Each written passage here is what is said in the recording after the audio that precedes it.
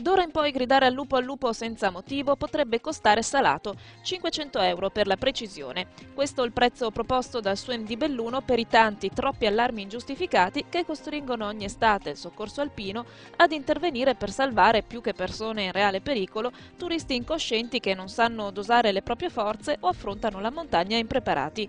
Uscite evitabili e che spesso rubano tempo e personale ad emergenze più serie, perché l'elisoccorso in quota non solo costa e tanto, ma soprattutto non è dotato di infinite squadre di intervento e l'aumento esponenziale di chiamate, solo nell'ultimo anno circa il 12% in più, è tale da costringere spesso i coordinatori ad applicare criteri di gravità impossibili a priori.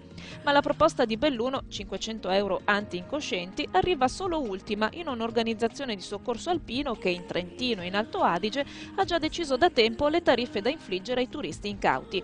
A Trento, per i casi ingiustificati certificati dal medico dopo l'intervento, si pagano 90 euro al minuto, ma è prevista una super tariffa da 750 euro, finora mai applicata, ai veri allarmi ingiustificati.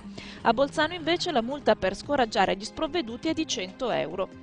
A spalleggiare la proposta di Cortina è il coordinamento delle Prealpi con sede a Valdagno, nel Vicentino, che seppure valuta esagerato il prezzo dell'eventuale tassa di soccorso, lo considera un deterrente interessante per scoraggiare gli azzardi degli alpinisti della domenica.